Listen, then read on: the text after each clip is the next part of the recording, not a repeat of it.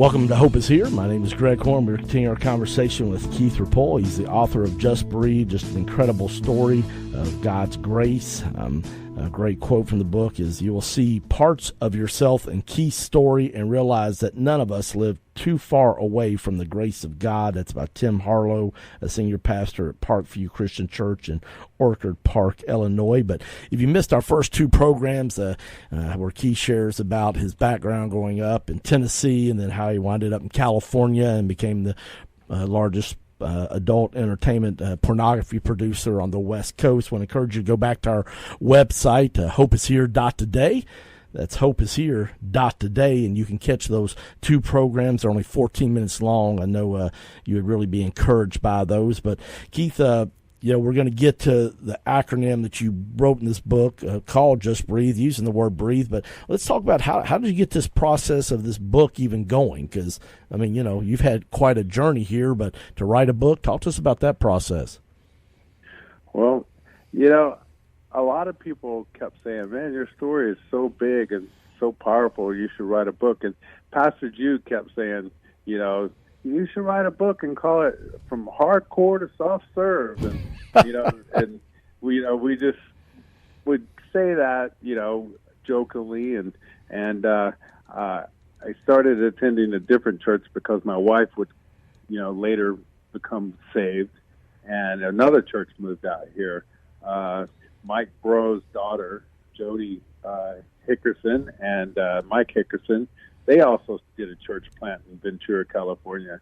And my wife would meet them and give her life to Christ. And I came to a fork in the road with the two churches. Now I'm attending two churches, and I didn't know what to do. I called my pastor friend, Jude.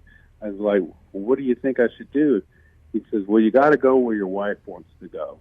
As much as he hated to say that, and I'm sure any pastor hates to give up someone in their church, and my wife wanted to attend mission, so I went with my wife. And there I would meet Jen Oakes, who was from Rockford, Illinois, and she had graduated as a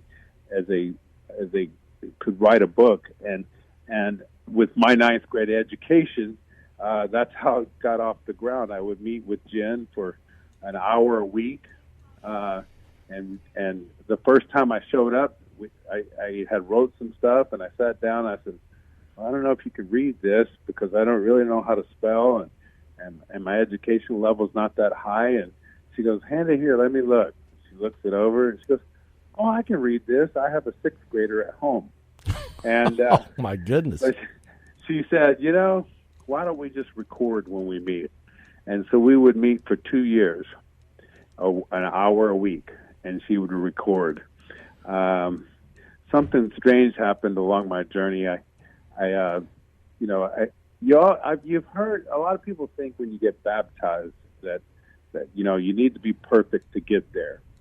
And for me, I had given my life to Christ. I was really working hard to sort out my mess, and I thought, well, I want to at least be out of the adult industry before I get baptized.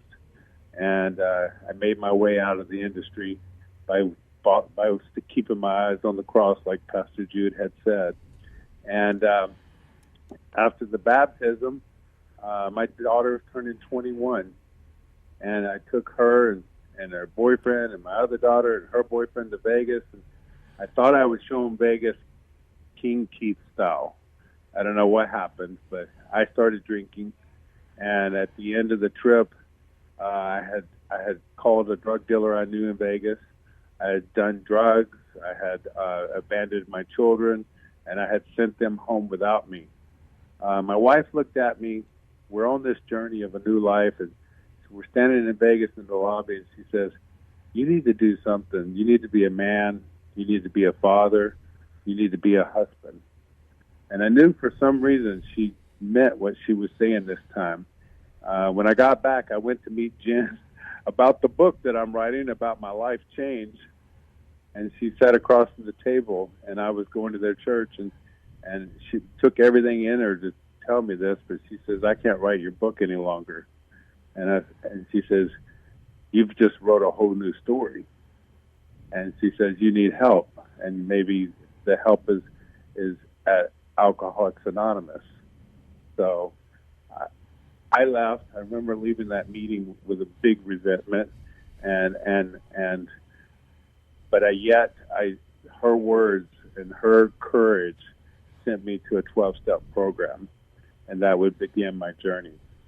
And that's where the back end of the book came in. All right. Well, obviously Jen Oaks played a huge part in that, and those of you locally may remember Jen. Her husband T.D. Oaks was on staff at Southland Christian for a while. T.D. was a worship leader, very, very talented. So heard him lead worship many times. But so then you got another person to kind of help in with the back end of the book and kind of help put this 12-step together. And I think the thing that was kind of interesting to me is you went through the AA meetings and the 12 steps that, you realized, hey, I've got an addiction to alcohol and drugs, but even it was still a lightning to you that, hey, I actually have an addiction to pornography too. Yes. That I realized that when I worked the 12-step program and combined with the Bible, that the alcohol and drugs and pornography were all just symptoms of the real problem. I had to really get down and do some real work to change my life. And so to get to the root of that, I had to take some painstaking steps to get there. One of my great mentors that has helped me and encouraged me through my progress is Mike Bro. I don't know if you know Mike Bro. I'm sure you do if you're in Kentucky. Absolutely, yep. I actually used to be in a small group with Bro many years ago. Well, Mike just kind of took me under his wing. I would call him, and he'd say, "How many days you got?" And I'd say, 30. And he'd go, "Keep going," And we started. I remember I wanted to learn more about the Bible, and we started a men's Bible study in my house. And that's been 5 years ago, 4 or 5 years ago.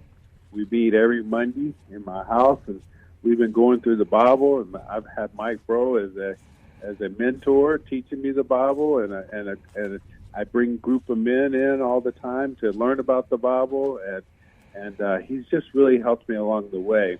So the back end of the book, Mike Bro came in and said, I have wrote a book, and I'm going to give it to you.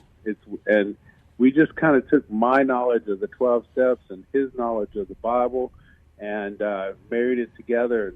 And what he showed me was the 12 steps came from the Bible. And so that would be the tools in the back, and he's pulled it out of the Bible and married it together. And these are the painstaking tools that have changed my life.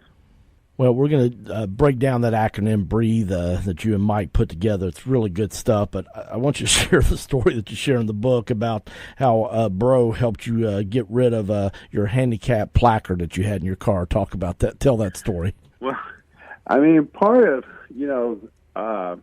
some of the things that people would tell me is that, like, there's only one thing you have to change. And I said, well, what's that? And they said, everything. And God, I mean, that sounds like a big order. And how can you do that? And God does that for you.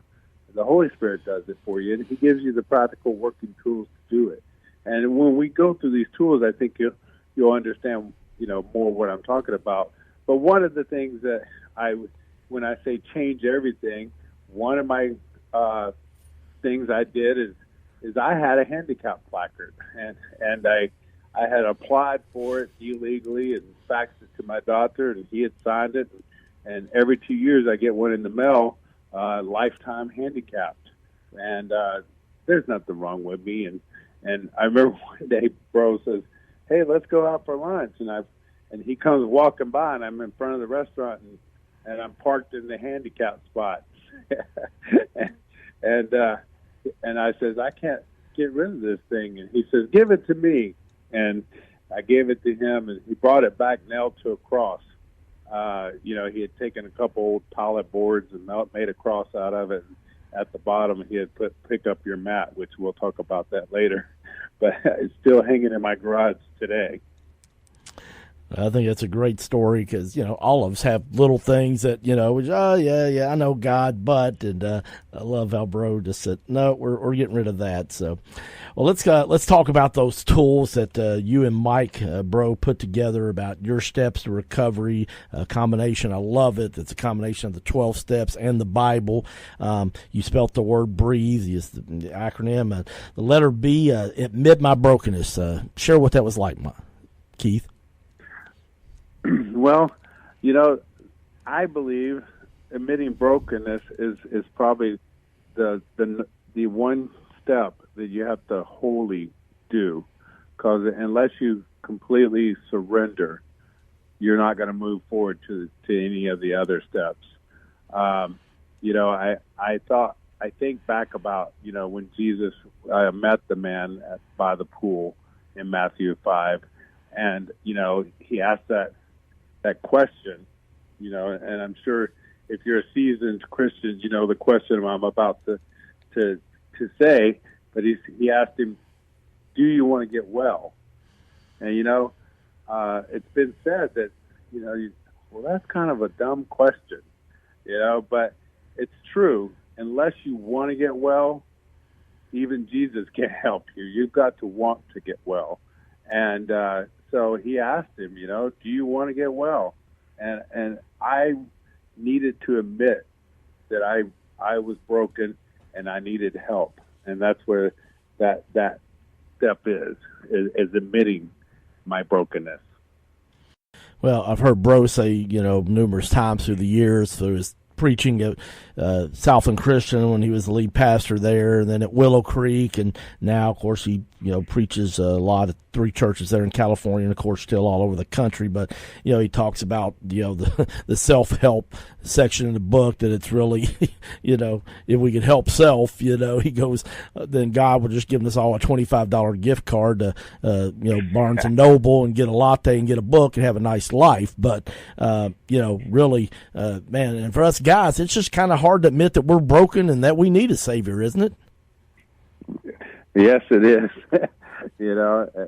I need God to be able to do that, and I think that's where it leads off into our second acronym, the R in the breathe, which is relinquish control.